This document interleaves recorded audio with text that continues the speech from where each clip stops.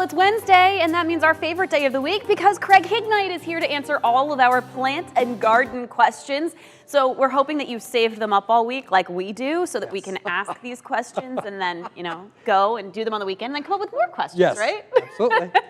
So let's start. Our very first question that I saw was about asparagus. The new asparagus patch has all sprouted. I want to know if I should move the patch and remove all the and remove all the male or female plants now. Well, until they come into bloom, you're not going to know whether you've got male or female plants. The proper way to go is to plant the Jersey Giant, which is all male. The important thing now, we've just finished harvesting asparagus for the season. Go ahead and fertilize the bed now. Go put the fertilizer down and keep the weeds and grass out of it. This is a new bed, I think, so probably didn't harvest anything this year. You're going to have to slowly build your harvest over the next few years, but you always fertilize immediately after the harvest season. Okay, and Virginia is asking, in the spring I got a container of hyacinths in it. Can I plant those bulbs in the ground and when?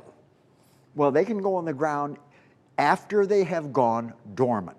The important thing is to keep them watered and fertilized so that that bulb can build back up to the best size it can get in the pot. You still might not see bloom out in the yard for a couple of years, so they can go in the ground anytime, but definitely make a note on your calendar. September 1st, you write hyacinth, so you don't forget that that bulb is sitting in the house somewhere, and you call me at Christmas time wondering what to do with it. Pat wants to know what would be the best bush to plant that will flower all summer? There are very few. Oh. You can use the perennial hibiscus, the senior moment, Hibiscus syriacus is another member of the hibiscus family. There are very few shrubs that will bloom all season. So you have to, check through your local nursery, and I'm saying local nursery, and ask those people for the longest blooming shrubs that they have in stock. All right, perfect. And this one's perfect for in time because of the Aledo Rhubarb Fest coming up this weekend. But what causes rhubarb stalks to be small and wimpy? The leaves look great, but the stalks only about the size of a pencil. Well, this plant is definitely under stress. I think that a good dose of organic fertilizer right now, getting the grass and weeds away from it so it's not competing for food and water. Remember that you're building your crop in August and September. That is when you have to invest some water in the crop because the crown is building up for next year's season. Could be that this plant is either a very unproductive variety or just very young.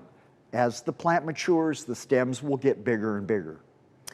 Kathy wants to know, should Rose of Sharon be budding out now?